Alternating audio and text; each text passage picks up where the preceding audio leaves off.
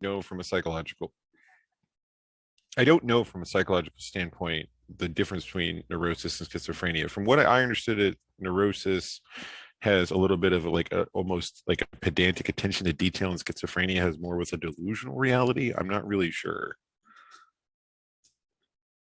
So schizophrenia isn't delusion, but okay, so schizophrenia, that's to do with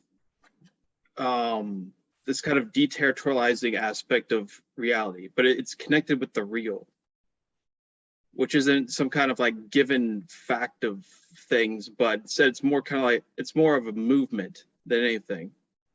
So if you remember that kind of diagram that was at the beginning of chapter 4, is that right? Yeah, kind of towards the beginning of chapter 4, where it's kind of like showing the movement of deterritorialization. That's kind of what schizophrenia is.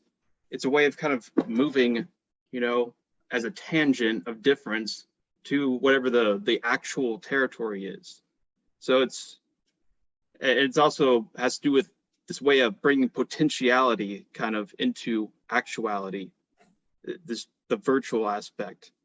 But also it has to do with the unconscious and the molecular, which I don't believe that is a metaphor that they're using. They say that, you know, it's matter, essentially.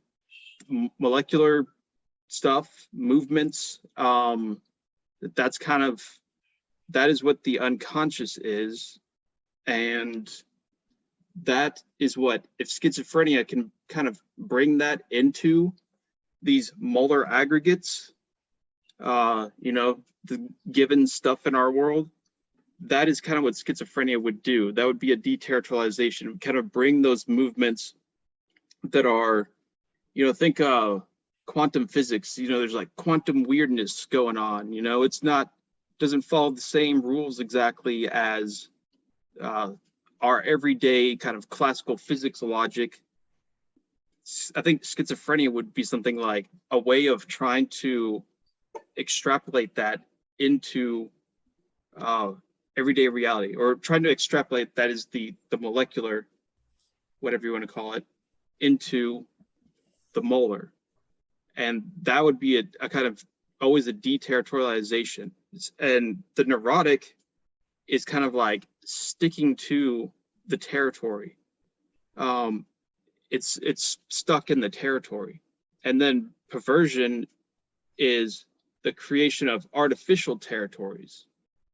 So it follows the same kind of like circle back into this idea of territorializing, but then neurosis seems to kind of accompany a few different things, but it seems to be talking about that re-territorializing aspect. That's what it seems to be hinting at, although it's a wide spectrum of phenomena. Is all territorializing artificial?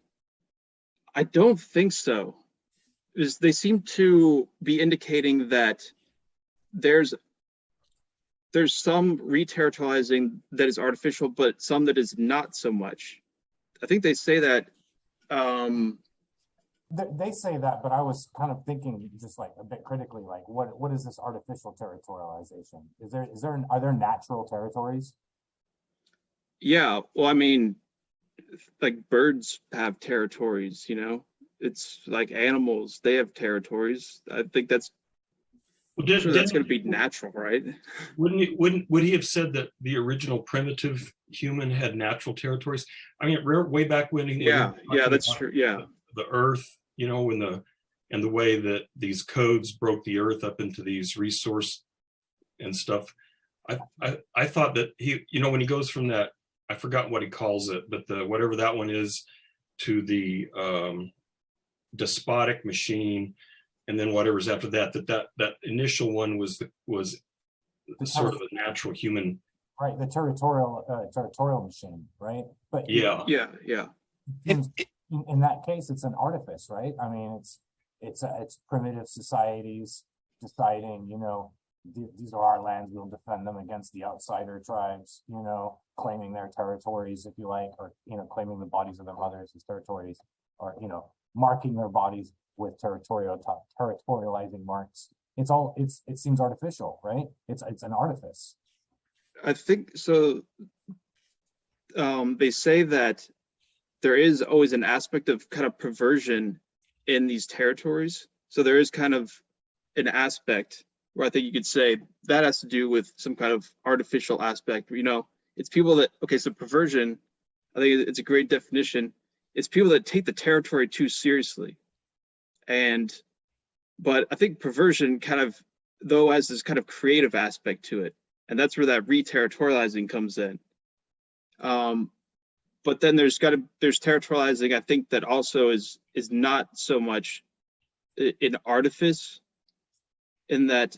So I think you probably where they make the distinction between artificial re-territorializations and non, or at least less artificial re-territorializations, you'd have to look at that criteria and see where exactly it is. I can't remember exactly what it is, but I know they would definitely think that there's some that are less artificial than others.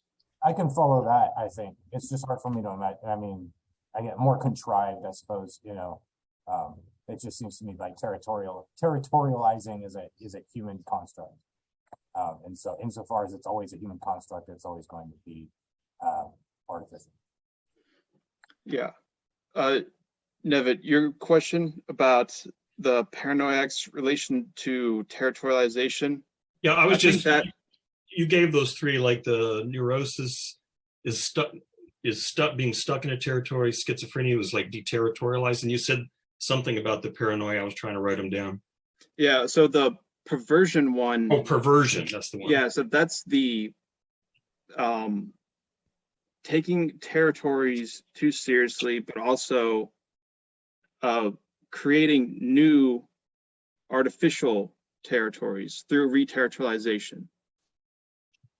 And then can you, I mean, does the paranoia fit into that? Does it have some? Yeah, so the paranoia one, that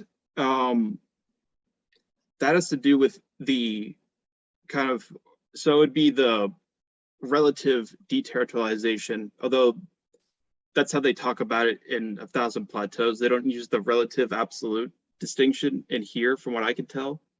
Instead, it's more of a, so schizophrenia would be, or wait, do they use, I don't think they do mention absolute deterritorialization in here, don't they?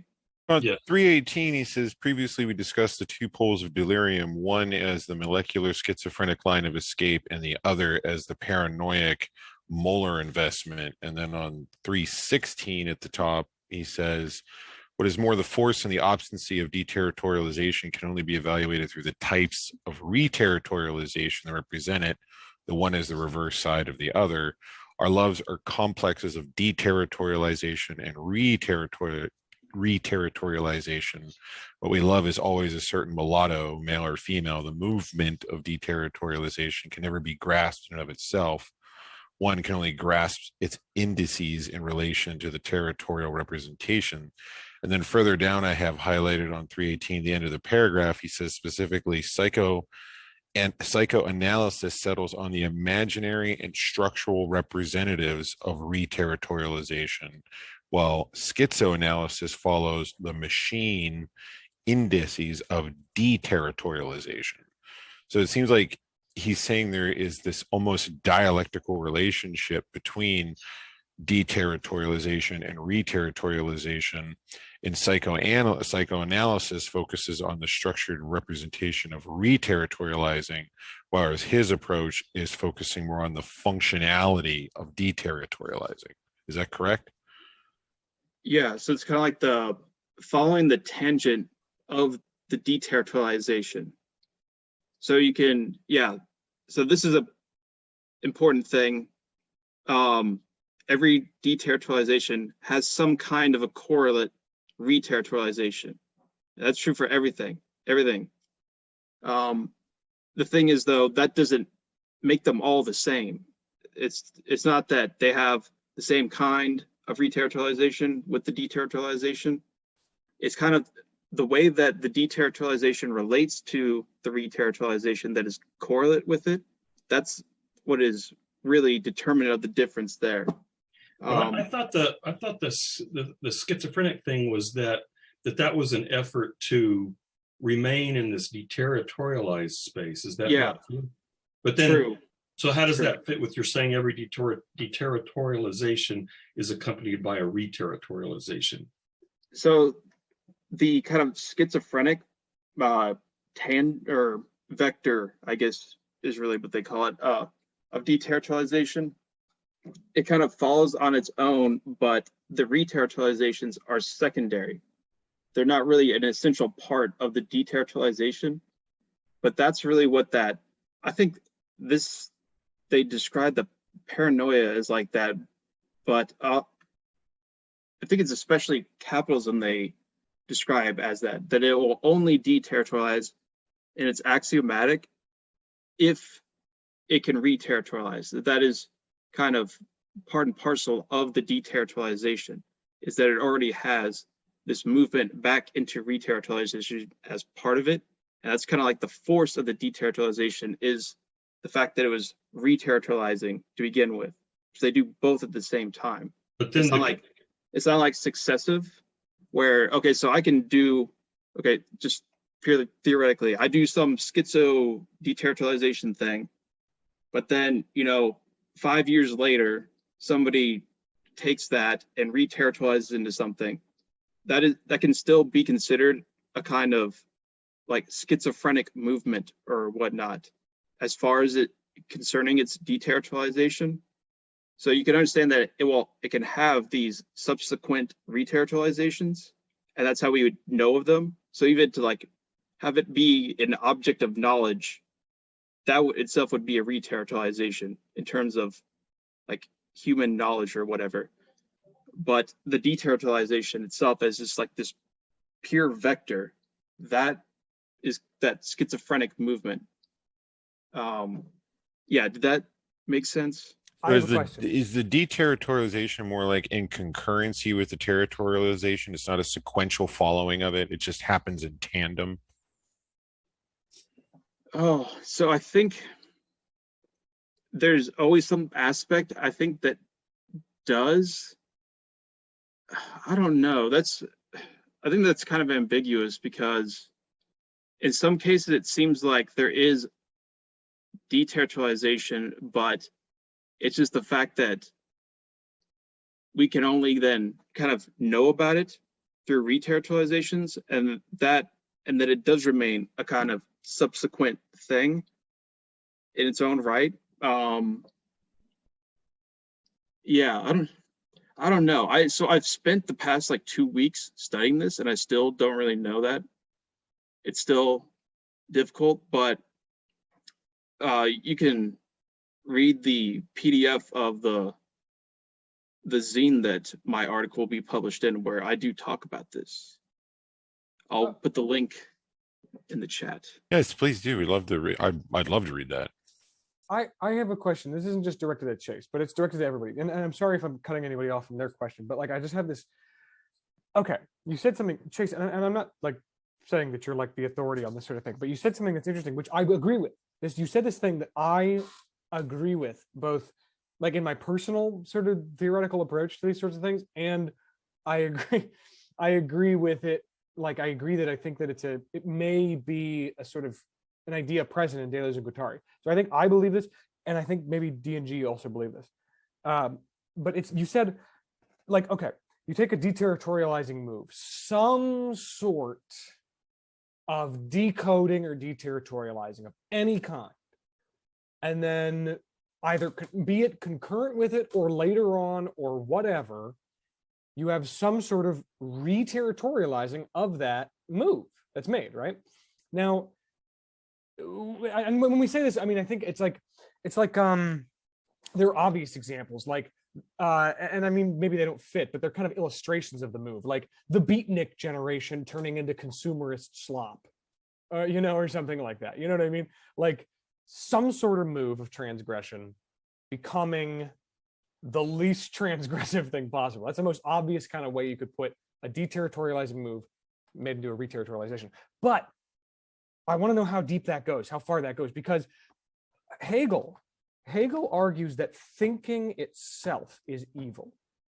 Thinking itself is an evil thing. Hegel, which is crazy, but like in this formally speaking, it is an evil thing in the sense of distancing, separating, categorizing, abstracting, borrowing from Fichte, where he says all of our possible reflections are abstractions. The only way that we can reflect is through abstractions. So thinking itself is this kind of abstracting, distancing, separating, alienating thing. So is that same sort of sentiment here?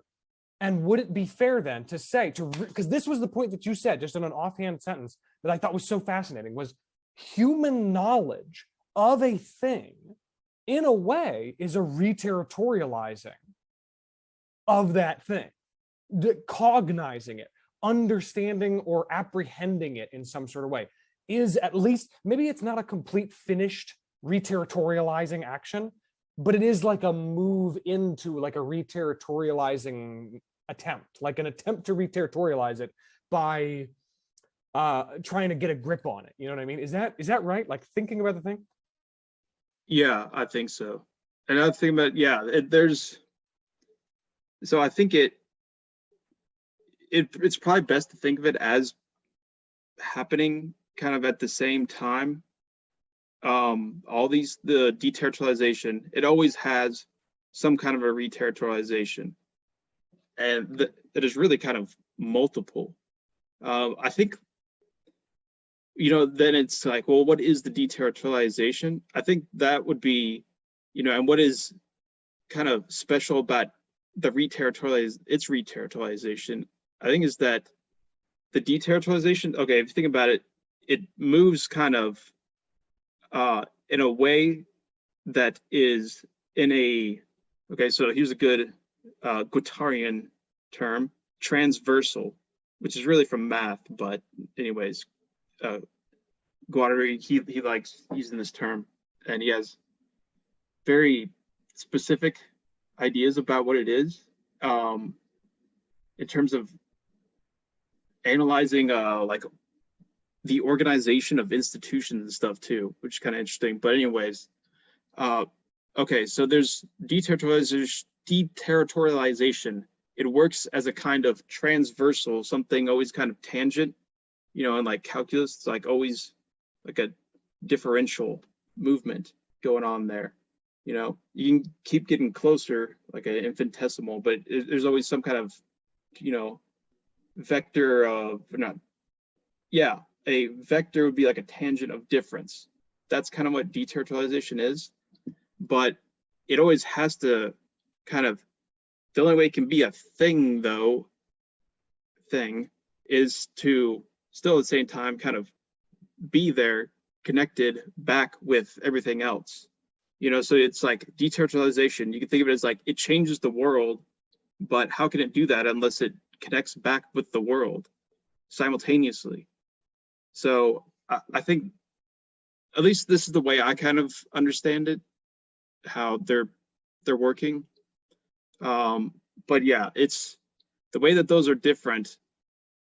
I think that is the key, and that's really the big difference between, saying that something is like predominantly deterritorializing and predominantly reterritorializing would be that the deterritorialization, it changes that territory. It's very at a not negligible manner, to the point where it's really kind of bringing this novelty into the world itself. But it can only do that if it's also at the same time bringing in some kind of territory back into the world. Yeah, I'll leave that there. Psilocybin and Finnegan's Wake. Yes, those go well together. And I'll plead the fifth. What? And leave it there. How would you read that? Apparently, More. there's a big movement of housewives microdosing psilocybin, you can get these small, you can get these pills that have microdoses, and I heard this on the news the other day. So Okay. Oh, the Why is news, it that huh? housewives On the always start these things? It's like well, it's because random drug experiments, housewives. It's well, like, I mean, the story, the nature of the story was not that this has anything to do with Deleuze, was that the lives of housewives are generally intolerable, and so they have been, they've been trying to do things forever. It was laudanum for a while, and then it was wine for a while, and now the new Benzodrex. thing apparently is psilocybin. What's but that? Okay, I need to tell this. you I didn't- never hear like struggling philosophy students dabble in new drugs. Why not? Yeah, they do. Oh, Yeah, but yeah, housewives do, are but, notorious for needing drugs of some type. Yeah, definitely. Yeah, whether it's Valium or Xanax or okay, so has anybody Definitely ever heard of Benzodrex? No, new It's very drugs for interesting. me. Okay, so it's this chemical that's in nasal decongestants, and most of it you just take it as it's like what are those called, like not like the menthol things, where you could snort it, and it's like helps clear your sinuses or whatever. But so in the 50s, this is understood that it's also basically like a methamphetamine or an amphetamine. So it's like like Adderall or speed or whatever. But in the 50s, these housewives would do this while like cleaning their house or whatever. Like 50s housewives, nothing you can really do is like clean your house, so that's what they would do. Apparently was they would do like amphetamines and like clean their house. The thing is, you can still get this Benzodrex at HEB and make it and turn it into bathtub Adderall. But you didn't Sounds learn like that a from me. really good TikTok not video you advocating should this, make And tonight. I've never done this in my life ever. I would never do anything like that. Don't ask me how, but I'll probably tell you if you ask me outside of here. Might want to edit that on the YouTube You just post. mix it with an acidic juice, and you basically have like Adderall right there, Jeez. like $4. Okay, Pretty YouTube in crazy. terms of So don't do service. Well, Okay. like lemon juice with that, because that's Yes, acidic. yeah. Anyway, that exactly. reminds me of I don't know, let me just pick something here. I've Did got you one. mention that he called it a Hegelian style destruction way of conserving on page 311, where it is a matter of pious destruction such as these performed by psychoanalysis under the benevolent neutral eye of the analyst, for these are Hegel style destructions, ways of conserving, which I thought was an interesting way of putting it, when at the same time in the next page they're referencing almost kind of a dialectical relationship between deterritorialization and territorialization. Notice the shift there. That sort of, okay, this is getting at like, okay, this discussion that we're having about, at least right now so far, about the very understanding or like basic apprehension or cognition of a thing being at the very, maybe not the full act of, but a part of a move toward territorializing, like this sort of, okay, like this is getting at something that I've been wondering for like the entirety of this book, basically. Just as a brief aside, I've been thinking, okay, there's an aspect to the project of the liberation of the flows of desire and the deterritorializing of our desiring production that I find attractive, okay? And what that aspect is, it's one among many. There are many that I find attractive. And one of those aspects is, I was in the car with Matt Squires recently, and I told him, I was like, hey, Matt, you know what I've been thinking about doing? I was thinking maybe making like an informal sort of like you ever heard of black shamanism? And he said, what's that? And then I said, oh, it's kind of this weird, not weird, but it's this sort of unique style of spiritual engagement and ritualism and has a whole breadth of literature and, occultism. Yeah, I know. It's not black shamanism in that it's from Mongolia. So I was like, well, there's this strain of occultism, right? And he said, oh, you know what that reminds me of? You know, it reminds me of this group called the Order of the Nine Angles. And I read it all. And so he and I were in the car driving to Austin. I read like a full, like for like an hour, I was reading aloud from my phone about like the Order of the Nine Angles, which was like this, whatever. My point is, not that group. Let me specify. If you know anything about them, I am not interested in them at all. But I am interested in this, because I was talking to Nevitt recently. I've been talking to Nevitt recently about mysticism, about the cloud of unknowing, about the night of the soul, and about these basic sort of foundational concepts that undergird a mystical approach to experience, right? And Nevitt, since your recommendations, I've been looking into the Rhineland mystics. You know, I've been what a crazy place to live right at the time. Like I would be like that too if I were walking outside and it was just this weird flat liminal like green space with no trees. It'd be like fucked up. I would think like that. But like Meister Eckhart, for example. So my point is, I'm interested in that. I find that interesting, and I hear people like Hegelians, neo-Hegelians, very often just saying, "Look, this mysticism and this obscurantism is it's fun or whatever, but it's not very valuable." You know, that's the tone I get. You know what I mean? Is that it's fun, but it's really not valuable. But I feel this impulse. Like I did some reading back on Mark Fisher and his participation in the CCRU, the Cybernetic Civilization Research Unit, which is a small collective of students made in Warwick University back in the night. Precisely, just immediately reaches over like an arm's length, grabs it. So exactly, right? So like I've been doing just some basic surface level kind of investigation in the CCRU and like the complexities involved, right? And so this is a point of attraction that I have, right? And it's deterritorializing, is this this move away from the Hegelian style destruction to a full destruction, where it's like, look, if you try and analyze the phraseology or the minutes of a meeting of the CCRU or of a group of Black shamanists, you know what I mean? You're not going to find like analyzable, like propositional sort of content to take away. It's not going to be like that, which maybe is what, you know, a lot of, you know, people are kind of oriented at analytic and neo-Hegelians in a way. It's not going to have that sort of content, but it's still, in a way, this weird, meaningful exercise of destruction, where like a Hegelian destruction leaves some sort of sublated content that is you know, there is something to take away. There is some sort of, oh, well, it's destroyed, so blah, blah, blah. You know what I mean? But there are certain other, and I've been reading a big book on Shintoism recently, called The Essence of Shinto, which is by this guy who's really into like ancient Shintoism. And he's like a really hardcore fundamentalist Shintoist. And just looking into this stuff, I agree with their reading here that it's not a Hegelian style destruction.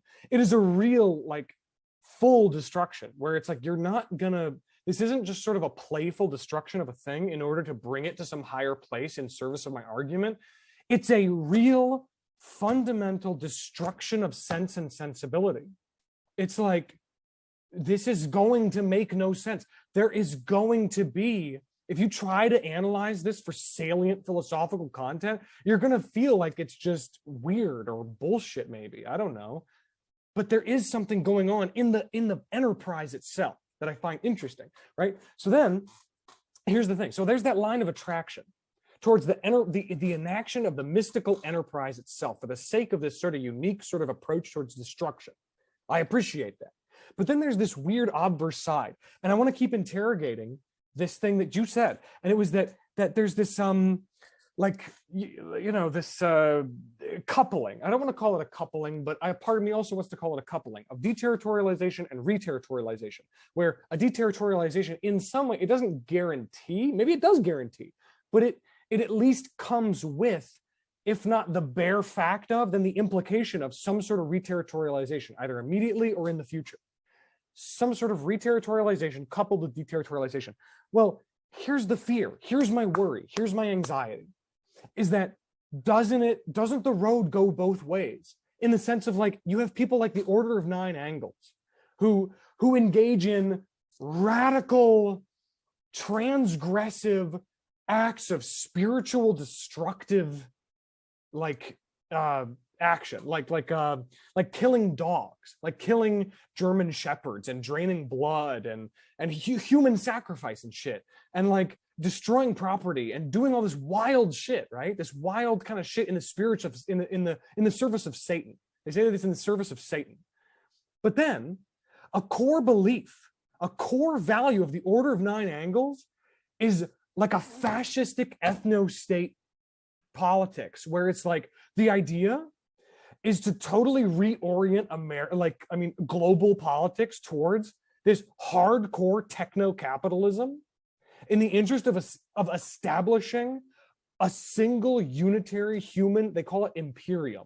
They call it the human imperium, which is the empire of humanity in its ability, and they say this is the way in which we are going to move past just globalism, like literally go beyond Earth, move to Mars, move to the outer space realm that we feel is impossible to go into, literally advancing humanity to the point of Dyson spheres and so on. You know what I mean? Like a full-on advancement in social organization. They say that the way to do it is through this imperium, and the structure of this imperium is this fascistic state order, right? Through this techno-capital, right? Where tech capitalism is like this hyper cybernetic, like war god of the future. You know what I mean? And so here's my thing, right? Is that, so yeah, what is that link? Is there a way to value this deterritorialization without slipping into fascism? Because, and I don't want to make accusations here, but like Nick Land is a person who's often attributed to having some sort of connection to this deterritorializing philosophy, right? And he's also accused often, and he's said some things in interviews about things like racial IQ and certain sympathies with neo-reactionary movements and so on. You see what I'm saying? Like, I'm interested in this move, but does it come with this weird flirting with fascism or like neo-reactionaryism? Because you say, like you say, an absolute deterritorialization will come with something like, it seems in my stupid cartoon version of what's going on, it seems like an absolute deterritorialization on one hand will come with an absolute reterritorialization on the other, which means like this hyper imperial fascism is either a way toward or a necessary price of absolute deterritorialization. See what I'm saying? So like, is there a way to uncouple this move? Oh, hey, what's up? But you see what I'm saying? Are you saying that the fascism would? So are you saying fascism is radical deterritorialization? That's what TA viendo. Zizek and like, oh, that's Dr. Reason, yeah. Or is it are you saying it's a type of reterritorialization? A reterritorialization. Like the deterritorialization is a total freedom, but I feel like the fascism is like this reterritorialization that either is going to be a necessary price to pay in order to reach this sort of new freedom, or it's like an unfortunate consequence of this new. I can't tell. Why would fascism necessarily be the form of reterritorialization? I mean, one thing I don't know if there is something that determines or biases some process of deterritorialization toward a particular kind of reterritorialization. I mean, that's a question, I guess, for Chase. But why would you think that fascism would be a likely outcome of deterritorialization? Oh, well, this is, again, I think we're both kind of we'll just pass the torch here, but I'm just, to answer that, it's just because I see it happen, like, okay, like a precedent, like Eric is saying in the chat. It's like, I see it as a precedent, as like, I see this sort of intimate coupling going on in the theories of other people. This group called the Order of Nine Angels, they seem to believe in radical transgressive, like, action, like, totally against any social norms, be offensive, be radical, be, whatever. And that to me is like, we're trying to destroy we're trying to deny the Sokias. We're trying to deny the territory, deterritorialize our lives. But then it seems to come for them with this added element of like, well, this is all in service of fascism. But then there's people like Nick Land, who's also kind of arguing for this deterritorialization, who says the opposite, who says it's like this, he calls it accelerationism. Like he's a proponent of accelerationism, like advance capital, like make capitalism bigger and stronger in this way. And this is a cartoon, this is a cartoonish sort of simple, like reductionist interpretation of what he's saying. But it's like empower it in this way to bring about a deterritorialization. You know what I'm saying? So bring about deterritorialization in order to bring about a re-territory, or do a re-territory or a strong territory in order to bring about a de-territory. You see what I'm saying? It's like either, I just see it coupled in theories of other people. And I'm wondering why, you know what I mean? Yeah. Okay. So I think I'll just kind of give their account of fascism in 1,000 Plateaus, because that's kind of the, where they're very concerned about that idea too. And this is one of the bigger changes from Anti-Oedipus to 1,000 Plateaus, is there's an emphasis on caution about, well, experimentation and more of a kind of explicit normative or ethical kind of experimental ethics. But to go along with that, an idea that you can botch it, you can fuck up royally on your deterritorialization, and really what it's about is about being more basically be intelligent about how you deterritorialize. If you go in just full throttle, you'll probably just kill yourself, and a lot of good that will do. Well, if you know Deleuze's biography, I don't know, maybe, but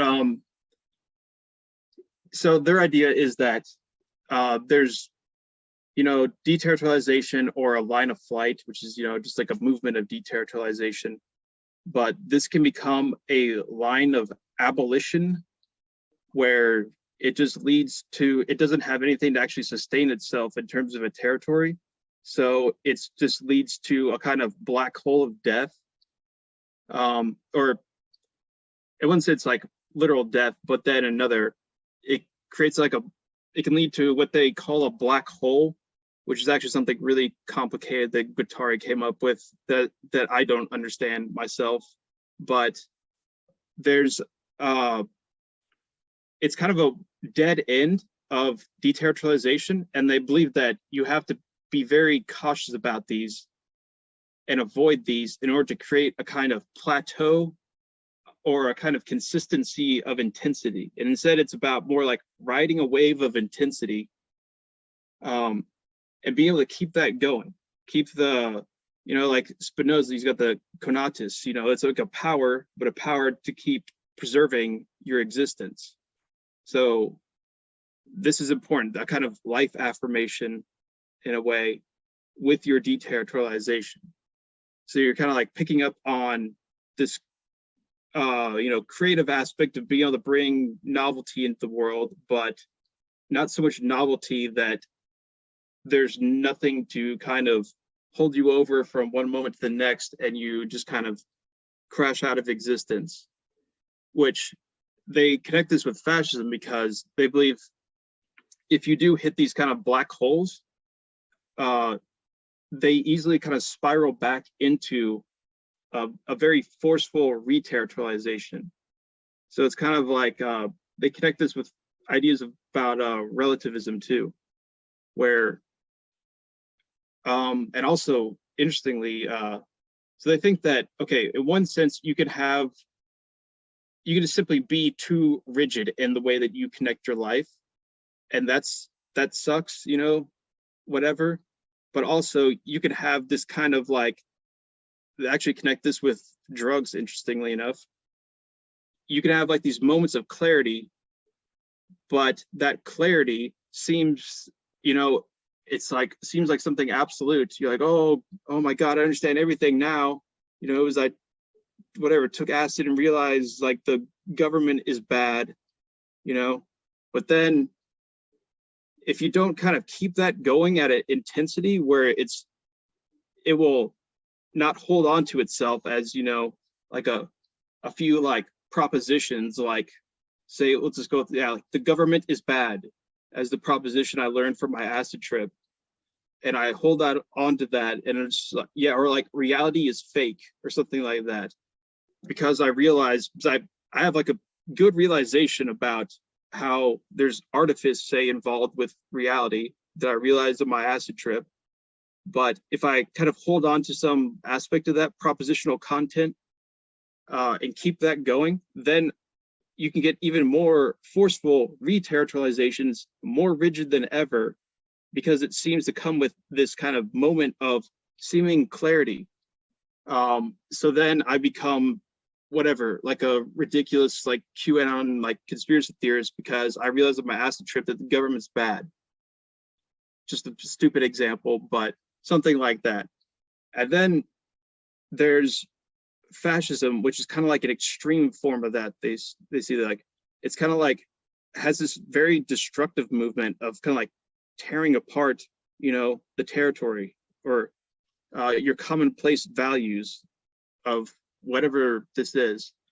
But they believe that leads, if those hit these black holes and they don't kind of keep a certain consistency, then they will simply just kind of naturally, it's almost like gravity or something, where it will just like go back to like a steady state and try to hit like the most rigid territorializations possible, almost to kind of like make up for the deterritorialization.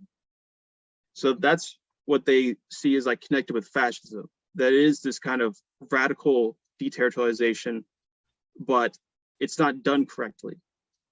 And that's what leads it to spiral back into these reterritorializations, so that there is always this danger. And that's why the whole idea of their kind of ethics, so to speak, is a kind of, how do you deterritorialize, but deterritorialize without falling into whatever it is, this kind of false clarity, or this kind of, black hole of deterritorialization or of subjectivity or passion or whatever. There's some other examples of this kind of like absolute deterritorialization.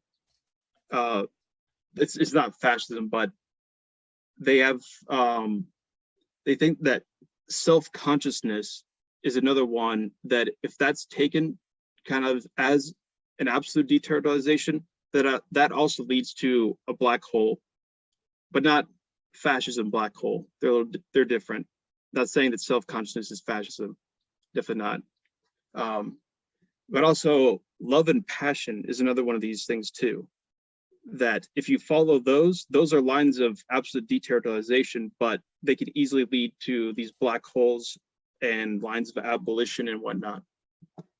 So Is that what he means on 320? Because I wanted to ask about that, where he says at the end of 320, the deterritorialization of flows in general effectively merges with mental alienation in so much as it includes the reterritorialization that permit it to subsist only as a state of a particular flow, a flow of madness that is defined thus because it is charged with representing whatever escapes the axiomatic in the applications of reterritorializing in the other flows.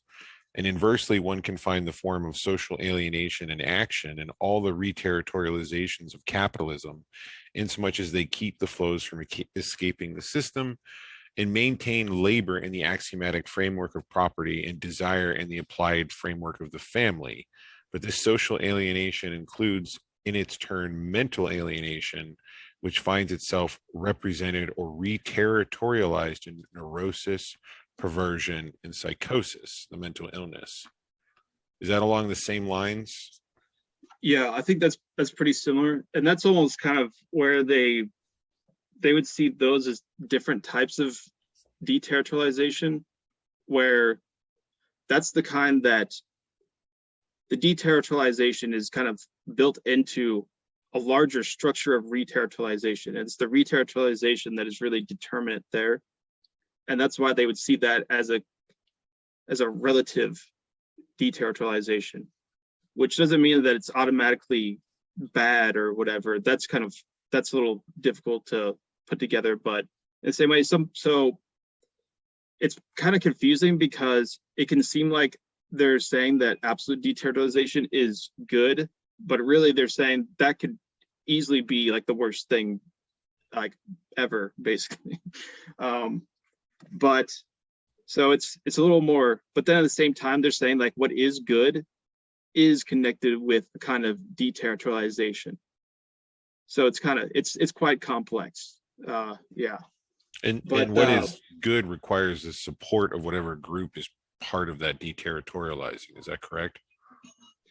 Yeah, it's kind of like what they talk about as they talk about nomads a lot in A Thousand Plateaus, and the definition of a nomad is someone that territorializes on the movement of deterritorialization, and that's a way of kind of keeping a consistency of deterritorialization that doesn't spiral into that, you know, the black hole of a void or whatever. So I think the fact that these systems that they're talking about are going into, you know, mental alienation through representation, you know, in one sense, where I think they're talking about, you know, psychoanalysis or whatever, and then capitalism, where it's quite obvious kind of what the reterritorialization involves there. You know, it's like you make a profit, you know. But yeah, so the first one about the mental alienation and representation, I think that's maybe one to look into. Is okay, what they're saying is kind of what psychoanalysis does wrong is that, you know, it's, you know, so with Freud, he discovers that subjective abstract essence of the libido, the fact that it can be about anything, you know, and, you know, like there's, well, it's considered like a neurotic form of libido or whatever, but I was reading something about people that have like object fetishes, or I can't remember what they have a special name for it, where it's like people who marry bridges and like places, like these, their object choice for the libido is very unusual. But I think aside from the fact that it's still picking like a certain molar determinate thing as the object choice, and that's not exactly what they're saying is like a freeing of the libido necessarily. In fact, that's a good example of a kind of deterritorialization that reterritorializes back into, you know, some big molar object like a bridge.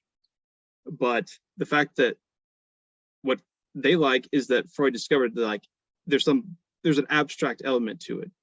It's not necessarily limited to procreation. It's not limited to, you know, genital organs or whatever.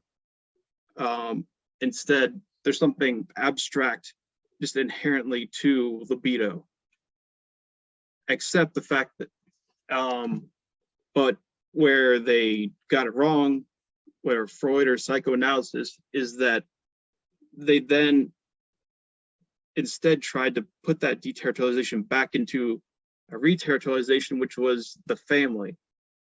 And that's where, of course, they say got it all wrong. But also, kind of this whole section was I guess this section, yeah. The whole thing about tragedy and so it's myth and tragedy, that it kind of puts those things back into a reterritorialization of dreams and fantasies into this world of, you know, mental representations of things.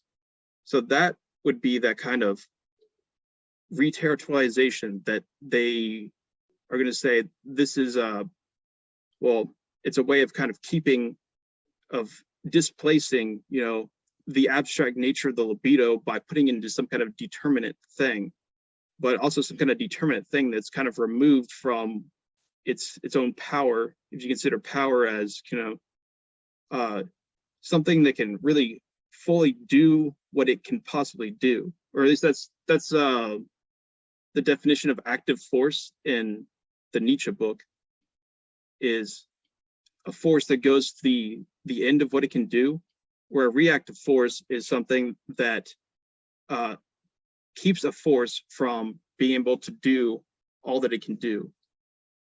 That sounds like the fucking, what is it, the army slogan?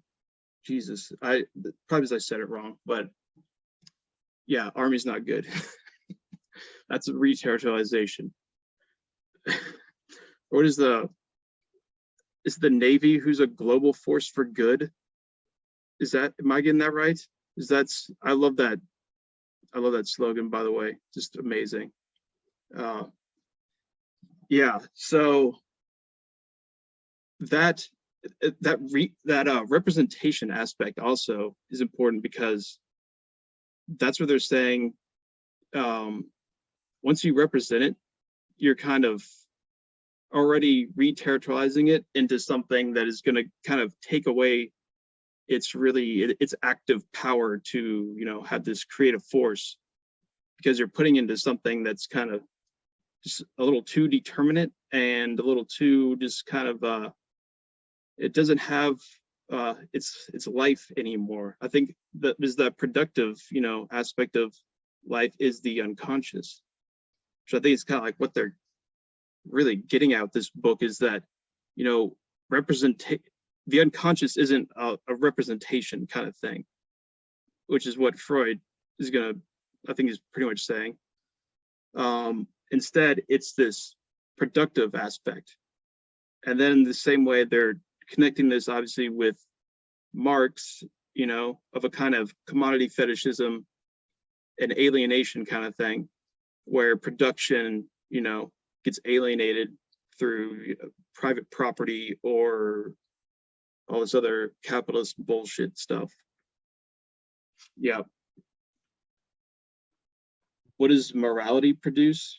Yeah, so I guess what a question. Good question. You know, that I keep getting bullshit this, is what it produces, in my opinion. Well, but they have moral commitments. I mean, you know, like you're saying, there's correct and incorrect ways to do this, and the correct ways are ones that produce the sort of moral results that they approve. So it sounds to me like they've got these kind of a priori moral commitments that define what they're going to say is an appropriate deterritorialization, reterritorialization, or what is, you know, like another question I asked is, does coherency of intensity guarantee the kind of moral outcome they want to see? It doesn't seem like it to me. I mean, it seems like it to me you could have a stable set of intensities that could generate an effect that they would find morally offensive. And, you know, but it seems like what they're trying to do is derive this, you know, they want to say that their, I don't know what to call it, but their metaphysics is necessarily going to produce these moral outcomes that they approve of. And I'm skeptical of that. I mean, it seems like the machinic world, the world of intensity, is mostly amoral. But it seems like they want to say, if you do this in the right way, it will come out supporting the kind of moral structures that we approve of. That's what it sounds like is happening to me. And then again, you know, with regard to the representation thing, so, you know, they seem, again, this thing about representation, so on, it seems like a big part of what their complaint about things like dreams and myths and all that kind of stuff in psychoanalysis is that they're putting a representation on top of something that's essentially machinic. And, you know, like they keep saying, we want to know what things do, not what they, I mean, this is maybe I'm misinterpreting. We don't want to talk about what things mean. We want to talk about what they do. And, you guys in the psychoanalytic community, you keep saying, oh, look, this unconscious process means this and it means that. And they're like, no, it doesn't. It's just a machine that does stuff, that produces. But it seems to me that morality is a representation. Morality is a set of values that define, appropriate and inappropriate something. So it seems to me that by its very nature is that morality is representative. And they do seem to have moral commitments because, again, they don't like fascism. They don't like this. They don't like that. They do like this, you know. And so anyway, sorry to throw all that at you at once. Yeah, so I think so one part of that is, you know, the meaning thing, that the unconscious doesn't mean anything, which can sound kind of strange, because it's almost like, what is that, like a nihilism or something? But I think there's this one line where they explain that I think is really important, and that is that when formation and production, or is it formation and function? I think that's what it is, actually, that when those are connected, that question of meaning doesn't happen. It only happens when those are differentiated from each other. So it's kind of like, okay, I was thinking, okay, so a few things where it seems like where it's kind of like its purpose seems like it doesn't make a lot of sense, or it's at least hard to answer, because there's no definitive purpose that's outside of the process. That's kind of what they're getting at. So you think of like life in this kind of vague sense. It seems like, you know, like, what is the purpose of life? It's hard to say what that is. Well, I know, Nev, you taught the meaning of life, so you can tell us now. But then okay. Don't they want to say that these processes done right, whatever that is, you know, they define what done right, what doing it right means, and doing it right is the way that produces certain kinds of outcomes that they approve of morally. And you know, morality, it seems like, is a question of a certain kind of meaning. And so, you know, if they're trying to move toward this deterritorialization, and then trying to govern reterritorialization in a certain kind of way, well, governing it in that direction seems to me to carry with it moral presuppositions. Or they're just building it into the system that if you do this correctly, it will produce the kind of moral outcomes we approve of. I mean, it sounds a bit like an ought is, or like a begging the question kind of a thing. You know, that they're defining the way the system works so that when done properly will produce the kind of outcome they're looking for. Okay, so it's in the middle of explaining the other part, so we get there. Okay, so things don't have these clear meanings when their function is different from when their function is the same as the formation, which is what they're saying about these machines. And also what they're saying about the abstract subjective essence of libido and labor. So you think about that, it's kind of like, that's for these things not to be alienated from themselves. So for labor, it would be, you work just for the sake of whatever you're doing with the work. You're not doing it for a purpose to like, oh, if I don't, you know, do my job, I'll fucking starve to death. My 3 kids will die. Instead, you're doing it just kind of for the love of it itself, or for the desire, libido. What do you desire but just the desire itself? There's no distinct goal kind of outside of it, which it seems like what they're saying is like this alienation of it is when it becomes these determinate things, that these kind of points of coagulation into the molar. And they're saying that instead, this kind of consistency is if you just keep it at this kind of molecular, where it doesn't have any kind of clear form or shape to it that you can kind of, you know, latch onto. That is kind of this non-alienated form of desire.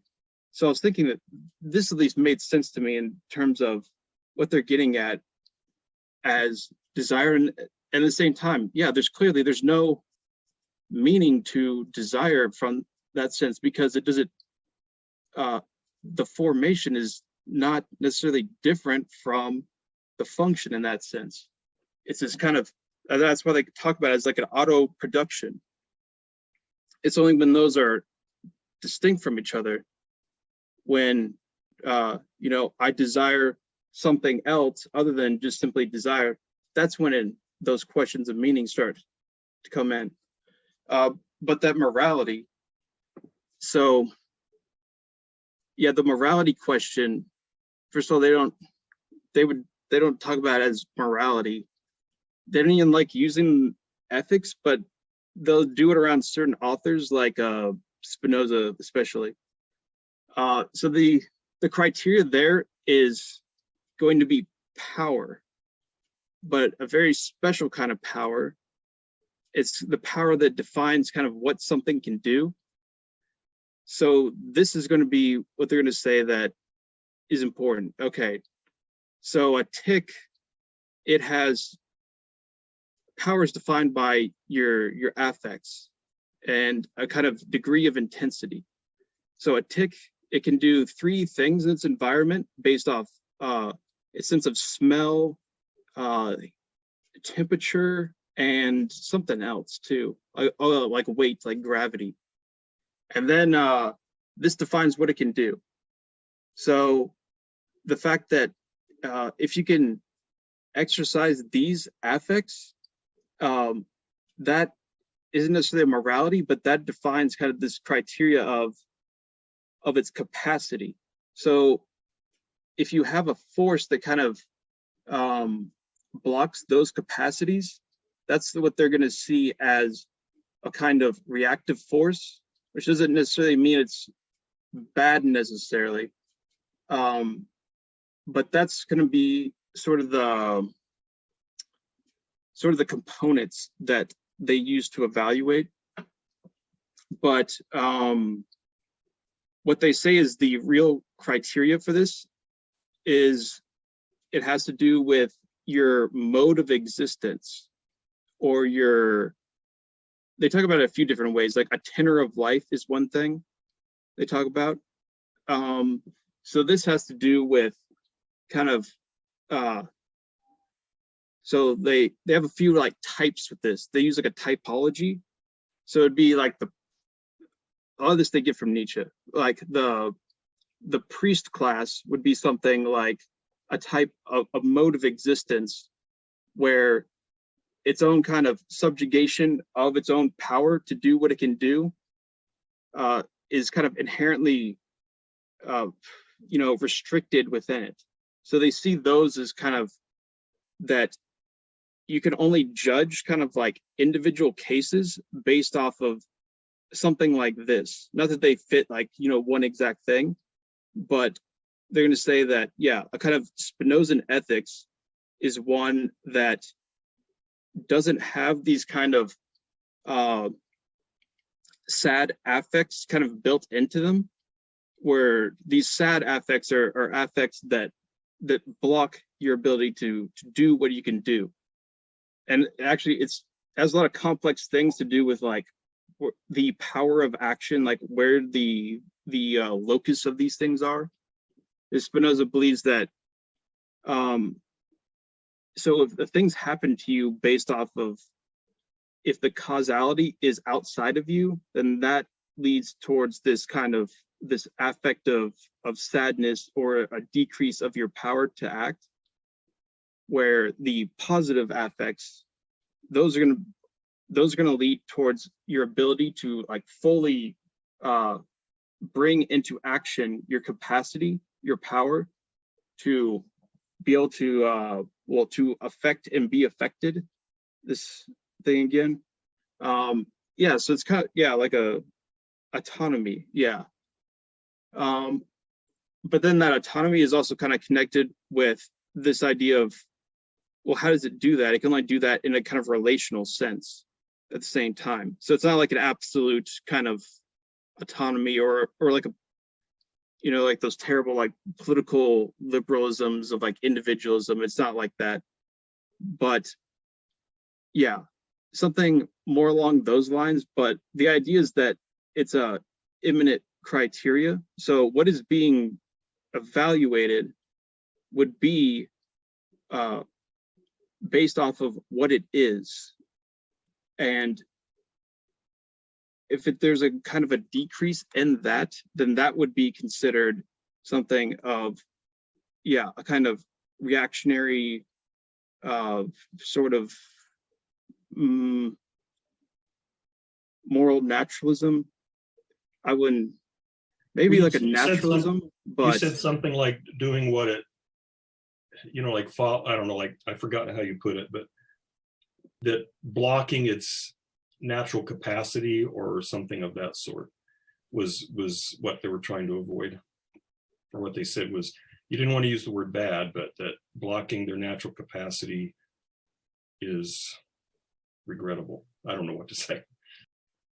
yeah, because they really don't see it in kind of moral language, kind of like that. Well, It's I more mean, kind of like, I well, guess part of my frustration is as soon as you say some things are better than other things, I don't know. yeah, I think at one level it has to be taken on a individual level.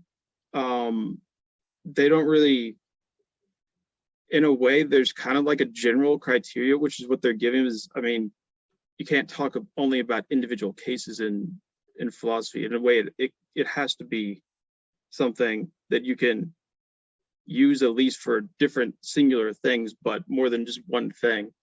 Otherwise, it wouldn't make any sense. But at the same time, they're not just trying to give simple, like this applies to everything kind of thing, especially on the level of like a good or bad. They don't believe that can be done, especially as from some perspective kind of outside of what is doing the evaluating. It's almost like you can do this for yourself and determine that for yourself in a way, but it's kind of something where like it's more trying to get you to, it's not trying to get you to do anything, but it's like, well, if you want to, understand your affects and understand your power and capacity and understand how your affects can block your power, your capacity to affect and be affected and to make connections with the world and blah, blah, blah, then you can read Spinoza's Ethics and it will help in this regard. It's kind of more something like that than what they're against is transcendental or transcendent, not transcendental, that's different. Transcendent values, especially in kind of, which would be something like truth or, piety of, whatever, like name your like Christian values, basically, where it's something that it's not clear exactly how that even kind of relates to existence, an existence that would be judged based off of those values. So that's what they're against, I guess you could say, or at least contrasting with a kind of imminent criteria for not judging, but evaluating, which I think is quite different. But yeah, that's roughly what it is. I should probably be able to explain this better since I'm writing my thesis on this, but maybe that's why my thesis sucks, or it's Well, not I even mean, really being let written. me just say what you're saying is real similar to things that Nietzsche says, so I can, I can see, I can think of it again. I can plug that into my mind that way.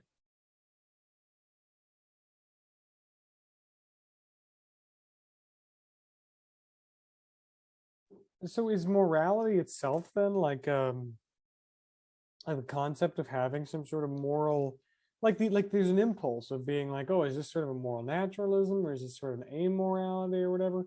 This is getting into a different question that I had that I would just kind of to everybody is like, what's the distinction between like a belief and a representation? Is a representation something that we have belief in? Is that what, you know what I mean? Like is a moral order like a moral naturalism, or the phrase moral naturalism, or the phrase amoralism or blankism? Would it be, I'm trying to just see if I have this straight, that it would be like that's a representation, and our feelings towards it are like a belief. But then if that's the case, it said that they were talking about slashing and destroying beliefs. And here's my question, and this is something that even Zizek talks about, is like, you may assume yourself to believe nothing or whatever, but you believe something. You believe in many things. In fact, you have many foundational zero-level beliefs that if you start convincing yourself that you've destroyed your beliefs, you know, you're going to ignore unchecked biases and prejudices and beliefs that you really do have that kind of fall into the background, you know, as a capitalist subject or something, you know what I mean? Like, you're going to have these sort of foundational beliefs that are going to orient your experience. And so you have to kind of take those into account. Like, so how does that, I don't know, like, but it seems like a lot in here, like, they're talking about the schizoanalysis being committed to necessary destructions, destroying scenes, theaters, beliefs, and representation, you know, where, I mean, and the point of that is to say that Oedipus and castration are things like, these are just such representations, and in fact, they're reactions. And I guess resistances maybe, but you know,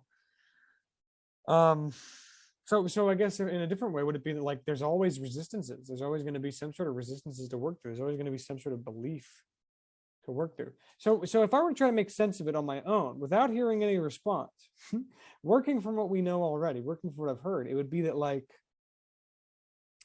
yeah, the idea is this deterritorialization, this slashing and burning of belief. But a total, absolute deterritorialization purely for its own sake can lead to this sort of black hole thing. That's what even Zizek is in agreement warning against, is like, if you believe yourself to be free of all belief, you know, absolutely deterritorialized or whatever, you know, you might find yourself to be privy or open to some terrifying conclusions, you know what I mean, like fascism or something. But if you, and I'm just running this by the smell test, you know what I mean, like, does this stink or not? This kind of reading is like, would it be that they're trying to, like the destruction of belief is this sort of deterritorializing move, but it's not this absolute deterritorialization for its own sake without any sort of see, now I'm trying to square with, how do I talk about this whole, you know, consistency of, I guess I just need to look at it through the lens of Nietzsche, I suppose, right? Maybe not. No, that's, I don't know, but at least know that he's informing the discussion. So, like, because it's hard for me to not say, like, there's a right way and a wrong way. There are some beliefs that you should hold because those are good, and some beliefs you should burn because those are bad. You know what I mean? Like, how do we slash and burn and destroy belief while avoiding these two pitfalls? You know, like the assumption that I have no beliefs anymore, and now I'm like a good person or a pure person or something. Dylan, you're mentioning about higher morality. I'd be interested in what you're talking about, like, because we reread the Gay Science together in that Meaning of Life class, but that's the limit of my exposure to Nietzsche. So, like, something like a higher morality, but then to what degree does that concept inform them? I don't know. What do you guys think? I don't. I'm reading through Beyond Good and Evil just in some spare time, just dabbling really, and it's kind of pretentious. I'm not gonna lie. What it sounds like from Nietzsche, this whole higher morality for higher men, and so I can't say too much on it, but I know he has this whole thing of master morality and the slave morality, and basically his higher morality tends more towards the master morality, I think, of this more like the morality of the noble and stuff like that. But I can't say how that influences particularly D&G, to be honest with you. So I just know little bits and pieces from Nietzsche. Yeah, I know there's one thing in the Gay Science where Nietzsche, he talks about the fact that we tend to just kind of accept these criteria from who knows where and accept them, these moral criteria, and accept them as kind of universally applicable, but as always, they're just kind of coming from somewhere else. And he was saying instead the only kind of moral criteria should be something that someone is able to kind of create for themselves and judge themselves against that. I may find it in, I know it's in, I think I marked it somewhere. I could probably find it, but that I think is more also what they're getting at by talking about an imminent evaluation. Although it's hard to kind of put into anti-Oedipus terms because they're doing something, you know, even the kind of like Spinoza thing that they're talking about, it's not clear exactly how that lines up with their kind of like schizoanalytic project here in Anti-Oedipus. Although, yeah, it's something, I wouldn't want to call it like it's definitely not like a moral naturalism, I think, in the sense like a Izot, or of like things that are natural are good. They're definitely not saying that, because clearly, you know, shitty stuff that, you know, does not like affects your power in a bad way, keeps it from doing what it can do. That is also natural too. Of course, how could it happen if it wasn't natural? So that doesn't exactly work, but I think they would say, so this is the line I know they get from Nietzsche, and even Deleuze quotes it in those Spinoza books, that beyond good and evil does not mean beyond good and bad. So there's a differentiation there between good and bad. And I think that's right to point that there's naturally going to be some kind of valuation going on. And that's a big Nietzschean thing, is that it's kind of built into us to have this, you know, valency of like, yes, no, good, bad. And that's kind of inherent in all these things. And I think they would agree with that. And that's kind of, well, that's the only thing you can really use in these instances. And so what do we do in that case where we all seem to kind of have this natural like compass of affect? It says like some stuff is good, some stuff is bad, you know? I think they would say like, well, the problem is when, you know, the seemingly kind of more natural thing of just simply thinking that things are good, things are bad, whatever. If I, you know, scream at my cat will think that's bad. May not think it, but, well, you know, there's something there. I think what they're saying is that humans have this kind of, and Nietzsche too, and Spinoza, that humans have this tendency to take certain kind of abstract values and posit those as universals and kind of like match our natural ways of thinking of things in terms of values, and like propel those to this like massive point of coagulation. And that's in a way is kind of like what the socius is, you know, a kind of collective imaginary of, you know, this is good. In a way you kind of, yeah, like a society in a way seems to kind of need something like this, is that there's, you know, just like a complete disagreements, you know, about a kind of good bad thing that also doesn't work. So I think what they're trying to do is kind of a sort of middle ground between these things while avoiding that danger of that kind of universal values, and trying to see kind of, yeah, how can you keep this kind of consistency going between, you know, the individual and also this kind of social level, which is always kind of embedded in the individual to begin with, in the same way that the society still, you know, has components. It's got individuals more or less, maybe not like totally atomic and whatnot, but so that kind of like relational aspect is a big part of the Spinoza's thing. So I think, so I'll give one example that Spinoza uses to illustrate what he kind of means by this, and how it's different from a kind of like a religious kind of way of positing like morality with a capital M.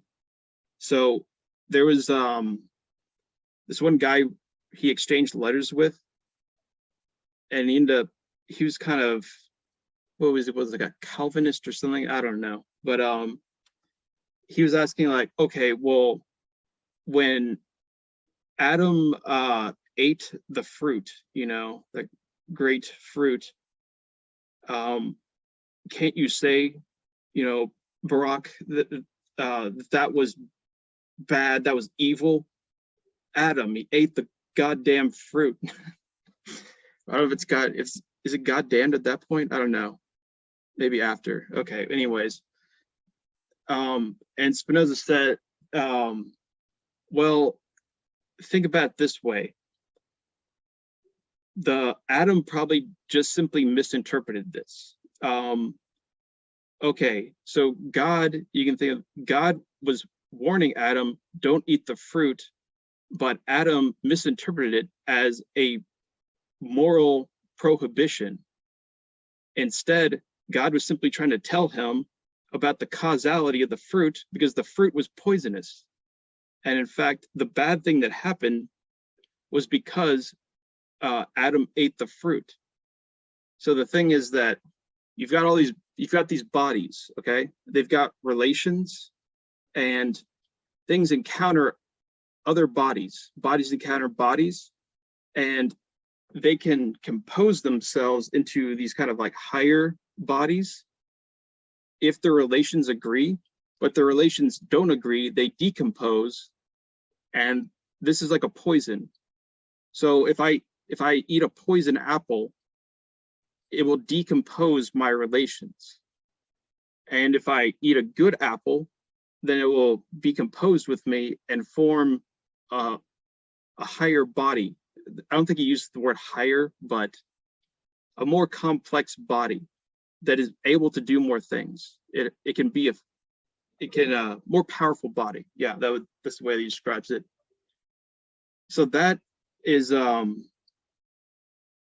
so Spinoza says that is really the criteria that is going on here, and this gets misinterpreted as moral commandments, when instead, from the perspective of the story, Adam and the fruit of whatever, that really is just kind of, God was saying the fruit is bad because it decomposes your relations and your power to act as well.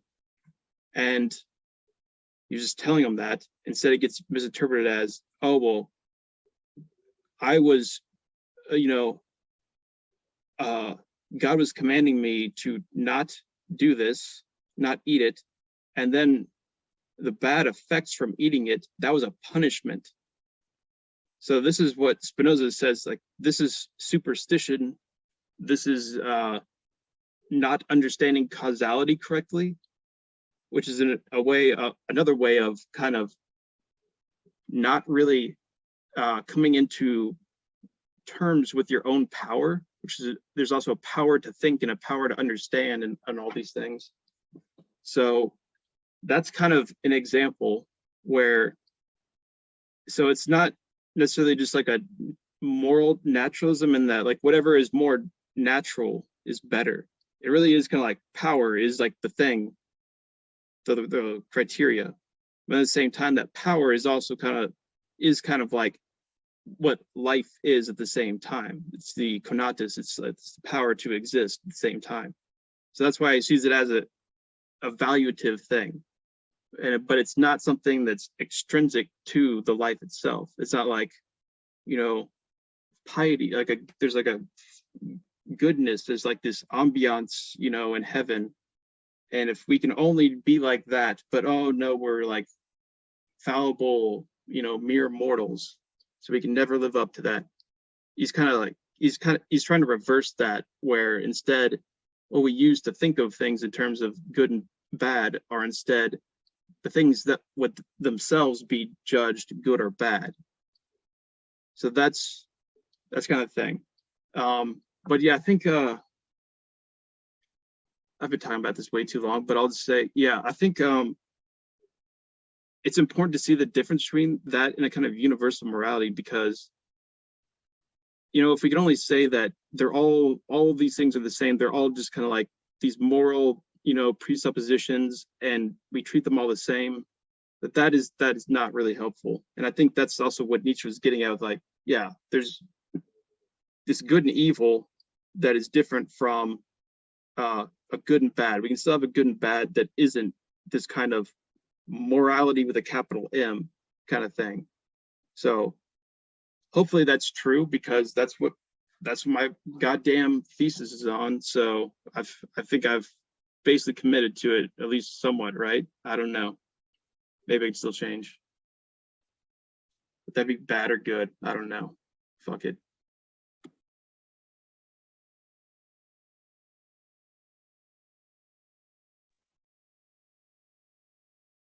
Wait. Okay. Unrelated, but I have a. Maybe I shouldn't ask this. Like, I just became curious. Hunter, what is your thesis on? Aren't you doing? No, dude. I was like just kind of coasting through my masters, and then I got to a point where it was like I kept getting these emails. I'll be up front. I hate everything that feel like there's this weird feeling. Like I think it started when I was being proselytized at about the Philosophy Honor Society very regularly by multiple people. This guy, whatever, never mind. Well, okay, multiple different, like an ex-girlfriend of mine tried to get me to join Philosophy Honor Society. This guy who was a part of this seminar for a while named Jonathan Ponder tried to, which is a very apt name for this line of work, and I made a joke to my friend. I feel bad, but it's funny. I made a joke to my friends at a party recently. I was like, this guy named Jonathan Ponder tried to get me to join the Philosophy Honor Society. He joined the seminar and then he kind of jumped out. And then they're like, looks like Johnny Ponder couldn't ponder his way through fucking daylight. I was like, come on, be nice. But I was like, it's funny. But my point is, just several actors and agents in my life were proselytizing me about this thing as I was just an undergraduate student in philosophy, right? And then I was like, okay, let's just try and get into this master's. This seems like a good idea. I got into that. And then it just continued. It was like, people were telling me, you got to get stuff on your CV. You got to put in the paperwork. You got to do the hoop-de-doo, you got to fucking jump through the hoops. And I was just like, what do you mean I gotta? No, I don't gotta. Watch this. I'm going to sit in my house and play video games and like smoke grass. And like, I'm going to chill out and do my shit. And I'm going to read my books I like. And I'm going to do my things I like. I'm going to write the papers I like. And I am not going to do this CVable stuff because I don't care about having a good CV. That doesn't inspire me. It doesn't make me feel better about myself or about my life doesn't make me feel less anxious. A big reason I got into philosophy was to try and was because it made me feel slightly less anxious all the time when I looked into it sometimes. And CVable shit does not do that for me. So my point is, I got into that sort of mode. And then throughout my master's, I started kind of just going. I was just kind of coasting. I was just like, I'm taking my classes, I'm doing my thing, it's chill. And then like 2 or 3 semesters ago, I think it was just 2 semesters ago, I was being told all this shit. It was like, now's the time to finalize your thesis advisor and you got to do this. And it's already too late. And I was just like, oh, fuck. So I reached out to Dr. Cross and I reached out to Dr. Holly Lewis in this department. And I was like, okay, Dr. Lewis, you're going to be my thesis advisor? And she's like, sure, I'd be willing to do that. And I was like, okay, Dr. Cross, guess what? I got a thesis advisor. Does this work? And then he was like, whoa, like, it's a little late in the game to be. And I was like, what? I've got like 3 semesters before I graduate, right? Come on. How hard can it be? But he was like, no, seriously, like, it's going to take some time. And it's a little late to be jumping on to this thing. And I was like, well, what? Am I going to look like a fucking chowderhead if I try to apply to a PhD program without a big thesis with my name on it? Am I going to look like a freaking yokel, who doesn't know nothing about no big philosophy type writing? And he was like, no, not necessarily. It's a good thing to have under your belt, but it's not necessary by any measure. And he was like, but seriously, like, trying to start now would be kind of intense. And again, this was like fall of last year. And so he was like, look, what you could do is you could do the non-thesis masters, which is basically just take classes and then leave. And I was like, well, that's what I've been doing. So I guess I'll do that. I mean, on one hand, it's what I've been doing and it's comfortable and it's great and it's what I would probably do anyway, because I don't have some big thing to say like that, like, I don't know, Plato is wrong or something and stupid, or like, Hegel is this or that. I didn't have some big, I felt like I struggle to have like a voice in the world, like to be like, I have such a thorough understanding of X, Y, or Z that I'm gonna contend with the big dogs that X, Y, or Z, my belief, like is true or rational or whatever. You know what I mean? Like I just didn't. I don't feel like I have the. And then I see other people who do it so easily, who are just fucking throwing out their ideas onto paper and then submitting them to conferences and getting lavish trips to Lithuania to talk about fucking hoo-ha and whatever and gumbo and what the fuck ever, and like the semantics of religious philosophy or whatever the fuck, which is shit I don't give a fuck about at all. Pardon my French, but I don't give a fuck at all about that shit. Like philosophy, like 20th century philosophy of mind makes me want to fucking stick a screwdriver in my brain. You know what I mean? Like, seriously, it's like fucked up. Like, and yeah, maybe I need to slay my heroes, in order to find my own voice. But I don't want to do that. He's my hero. And he's good. He's a smart guy, and I like him. And I don't want him to yell at me if I write that while he's still alive. He might respond, and then I'd look like a freaking doofus. Like, it's too nerve-wracking, too much. I just want to work through this shit so that I can have like a better sense of who I am or what I am before I die. You know what I mean? And maybe talk to students about it. That's what I want, really. I don't want to like change the fucking history of thought with my radical new idea. It's like, I don't know about that. Maybe if I come across one at some point, I might fart it out. But like, you know what I mean? So I didn't feel incentivized to do a thesis, and I was told I didn't have to, so I didn't do it. Honesty, Hunter, honestly, like a couple of people that you've mentioned in your rant, who seem to just like come up with an idea and write a paper, and then they're eager to present it at a conference. I'm thinking, like, have you really like done a good full literature review? Like, do you really know what's already been discussed in this field? Do you think? I mean, do you think you're as original as you kind of putting off these vibes, right? I think Nevitt could probably attest to, like, if you really want to contribute to the field of philosophy, then it's probably a good idea first to really like understand a certain area or terrain. I'm sorry, you might have to territorialize. But like, for example, I feel like, I know Kant pretty well, but after a few years of teaching Kant, right, then I probably will have some things to add to Kant's scholarship. Right. But right now I'm focused on teaching, and that teaching is part of the process of like solidifying it. Right. And then students will ask interesting questions. You really get a good grasp of the things through teaching. And just by, again, point of contrast, some of the names that you mentioned, like, I don't know that they could even really teach Kant or Aristotle. You know what I mean? Like, I